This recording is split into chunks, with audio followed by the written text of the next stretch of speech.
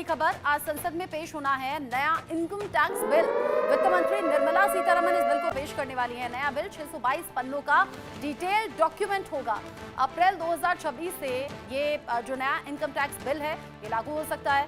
Bill में tax payers के लिए कई बदलाव इसमें संभव हैं। नया टैक्स बिल जो कि अप्रैल 2026 से लागू होना है, इसे आज वित्त मंत्री निर्मला सीतारमण सदन में पेश करने वाली हैं।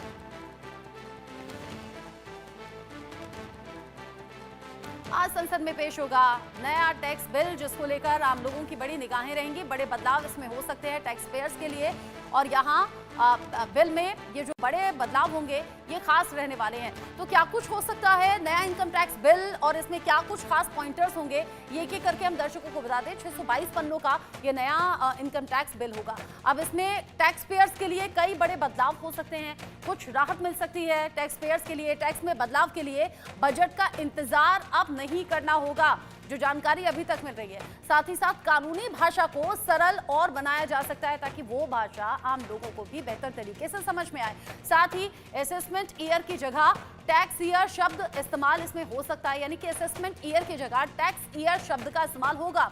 साथ ही साथ एक्सप्लेनेशन प्रोविजनल की जगह गाइडिंग नोट लाने पर विचार अब सरकार कर रही है, और ये नए टैक्स बिल में शामिल हो सकता है। नॉटविथस्टैंडिंग जैसे शब्द हटाए जा सकते हैं। इस बिल में ये कुछ अहम बदलाव होंगे जो कि आम लोगों के लिहाज से होंगे। टैक्स पेयर्स के लिए कई बड़े बदलाव करने पर सरकार का विचार, और विचार के बाद ही, मंथन के बाद ही ये नया टैक्स बिल अब लाया जा रहा है। आज सदन में पेश करेंगे वित्त मंत्री निर्मला सीतारमण। अब जब नया टैक्स बिल होगा तो उसमें क्या कुछ खास होगा, क्या फायदा होगा आम लोगों के लिहाज से, अब ये जान लीजिए। 60 साल पुराना कानून खत्म हो जाएगा इस नए टैक्स बिल के बाद में, यानी 60 साल पुरानी चीजें हटेंगी, उसमें नई चीजें अब डाली जाएंगी। टैक्स भरना अब आसान हो जाएगा आम लोगों के लिए, यानी कि जो झंझट होते थे उससे काफी हद तक छुटकारा होगा। डिजिटल टैक्स सिस्टम को बढ़ावा देने पर सरकार जोर दे रही है। डिजिटल इंडिया जो कि सपना भी है पीएम मोदी का, और इसमें कुछ जो नई चीजें ऐड ऑन की गई हैं, कुछ बड़े बदलाव हैं जो आम लोगों के लिहाज से आसान भी होगा और सहूलियत भरा भी होगा। टैक्स भरना अब आसान हो जाएगा, और नया इनकम टैक्स जो बिल है उससे फायदा लोगों को होगा। डिजिटल टैक्स सिस्टम को बढ़ावा देने पर सरकार का जोर है। मेरे साथ में इस पर बात करने के लिए मनोहर केसरी जुड़ गए हैं, इंडिया न्यूज संवाददाता। ज्यादा अपडेट के साथ में मनोहर, आज सदन में पेश किया जाना है नया इनकम टैक्स बिल, और खास तौर से मिडिल क्लास लोगों को बड़ा इंतजार रहता है कि उनके लिहाज से क्या कुछ अच्छा और बेहतर होने वाला है। क्या कुछ अभी तक की जानकारी कह रही है, क्या बड़े बदलाव हो सकते हैं?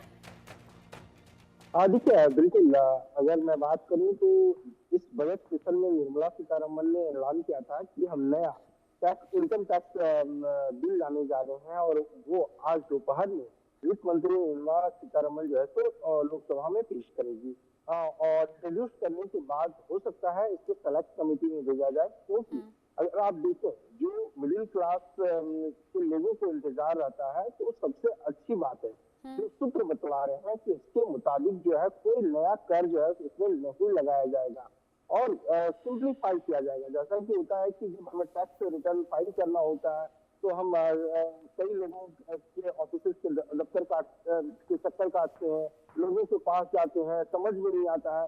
तो इस बार जो है तो जो 63 साल के बाद जो नया कर प्रणाली लाया जा रहा है, इसमें सिंपल भाषा में, साधारण भाषा में होगा, ताकि आम लोग भी ऑनलाइन अपना रिटर्न फाइल कर सके। दूसरी बात यह है कि कोई भी नया टैक्स नहीं लगाया जाएगा। तीसरी बात आप देखिए कि अगर हम पुराना 1961 एक्ट की बात करें इनकम टैक्स की, तो उसमें 880 पेज का था, और इसे मात्र जो है तो 600 के आसपास पेज का बनाया गया है।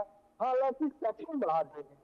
सेक्शन इसलिए बनाए गए हैं कि पिछले बार जो पुराने बिल है उसमें 298 सेक्शन है, और इसमें 536 सेक्शन है। तो इसकी वजह से क्या है, छोटे छोटे टुकड़ों में लोगों को समझाया गया है, बताया गया है कि आप इसे कैसे फाइल कर सकते हैं, आपकी इनकम अगर है, आपका हेड ऑफ इनकम क्या है, आप सैलरी क्लास हैं या नहीं है, आपके इनकम ऑफ सोर्स क्या है, अगर आप डिडक्शन चाहते हैं तो किस सेक्शन में चाहते हैं। तो ये सारी चीजें सिंप्लीफाई की गई है। तो आने वाले कल में लोगों के लिए जब पास होगा ये लोकसभा और राज्यसभा से, तब लोगों को काफी फायदा होगा, ऐसा वित्त मंत्रालय की ओर से कहा जा रहा है। जी। वित्त मंत्रालय की ओर से ये तमाम पॉइंट्स सामने रखे गए हैं और ये सीधा संकेत भी कि आम लोगों के लिहाज से आसान होगा। मनोहर, टैक्स भरने में भी आपने जैसे कहा कि लोगों की मदद लेनी पड़ती है, बहुत आसान भाषा भी नहीं होती, टैक्स भरना भी एक बड़ा सरदर्द वाला काम रहता है। तो डिजिटल टैक्स को बढ़ावा देना, इसका मतलब क्या ये होगा कि आम लोग बिना किसी की मदद के इसको पढ़कर समझ भी पाएंगे, ये आम भाषा में होगा और डिजिटली टैक्स पे कर पाएंगे खुद से? बिल्कुल आपने सही कहा, क्योंकि कई फॉर्म भरने पड़ते हैं, तो अब क्या है और आसान हो जाएगा। सीधे आप अगर जाएंगे, लॉगिन करेंगे, लॉगिन करते ही जो है तो आपके जो हेड ऑफ इनकम है उसके बारे में पूछा जाएगा। फिर इसके अलावा आपने कहाँ कहाँ इन्वेस्ट किया है इसके बारे में जानकारी दी जाएगी।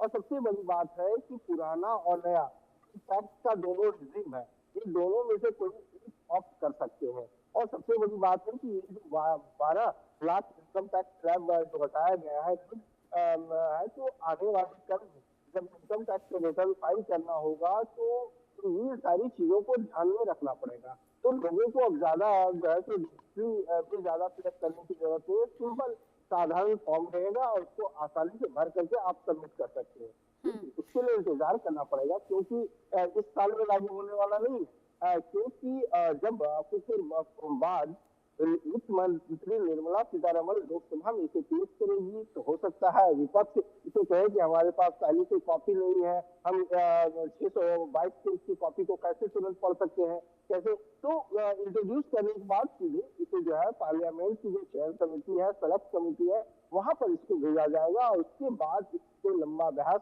होगी, बाद में कई मीटिंग होगी और उसके बाद फिर जो है फिर लाया जाएगा और फिर राज्यसभा में लाया जाएगा। तो इसके लिए वक्त लग सकता है जी। हालांकि इसे इम्प्लीमेंट किया जा सकता है अप्रैल 2026 से, इसके लिए थोड़ा सा इंतजार करना होगा। और जैसे अभी मनोहर ने कहा कि विपक्ष ही कह सकता है कॉपी हमारे पास नहीं है, तो उसको लेकर एक सफिशिएंट टाइम भी दिया जाएगा ताकि विपक्ष भी इस पर अपनी राय रख सके। बहुत शुक्रिया आपका मनोहर केसरी। ये